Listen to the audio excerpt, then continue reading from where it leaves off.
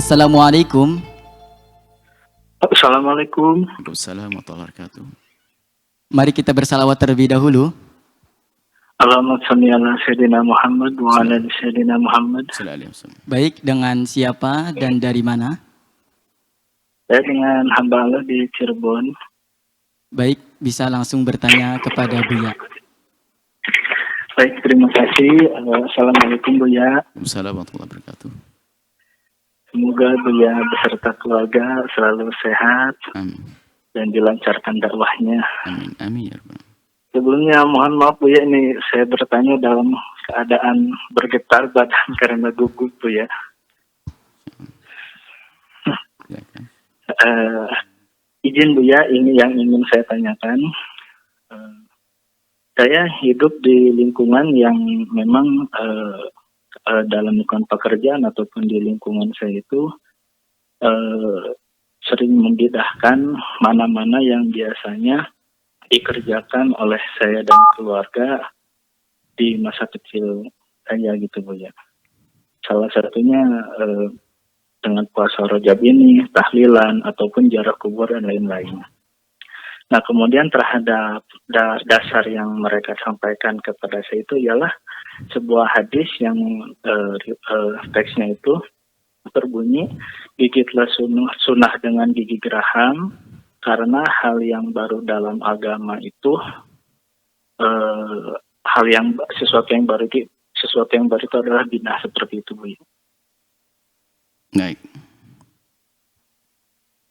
Terima kasih Bu ya, mohon pencerahannya.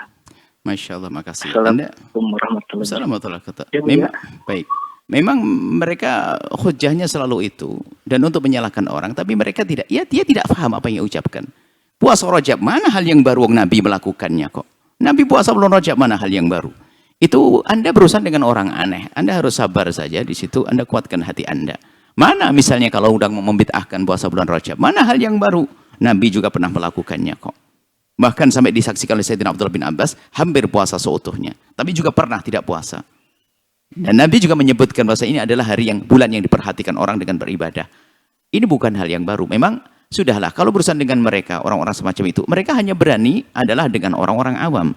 Ustadz-ustadznya itu tidak pernah diajak duduk manis yang baik. Paling memberikan hadiah kepada ustadz yang lain, ngasih hadiah buku, madu, kita pengen diskusi, ngobrol, begitu. Supaya jangan sampai orang awam yang dengan kebersihan hatinya, kepolosannya itu dibikin ragu-ragu dengan ungkap-ungkapan semacam itu.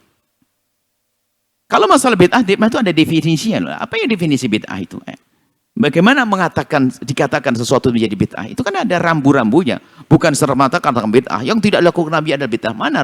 Mana definisi bid'ah semacam itu? Kok senteng itu? Yang tidak dilakukan Nabi bid'ah. Nanti di saat ada orang ngomong, ini bid'ah. Oh enggak, bukan itu. Dia bingung. Karena apa? Memang definisinya tidak jamek. Mana? Bukan mencakup sesuatu yang harus masuk di dalamnya dan mengeluarkan sesuatu yang tidak boleh masuk dalam istilah definisikan begitu. Ada definisi yang jelas tentang bid'ah. Dan ini seperti dikata Imam Syatibi radhiyallahu taala anhu. Jadi definisi bukan segampang itu. Bagaimana Syatibi definisikan? Thariqatun fid dini. Memang cara beragama misalnya begitu. Thariqatun fid dini bukan seperti berdasarkan hadis ditafsirkan semuanya sendiri lalu mengatakan yang itu kan ikut dari hadis tadi. Man ahdatsa fi amrina ma laysa minhu fa huwa radd itu. Itu kan hadis Nabi. Memaknainya enggak boleh dengan otaknya sendiri. Bagaimana para ulama yang besar-besar, ulama hebat memaknai bid'ah adalah seperti Imam Syatibi, thariqatun fid dini, cara beragama, mukhtara'atun, yang dibuat-buat. Nah ini loh yang muhdats itu dibuat-buat. Tuduhi syari'ata, menyenandingi yang ada dalam syariat. Yuqsadu bisuluki 'alaiha, tujuannya melakukan itu semua adalah al-mubalaghah fi ta'abbudi atau fi tadayyuni, karena berlebihan dalam beragama. Ini kan definisi ada syarat-syaratnya. Pertama, mukhtara'ah.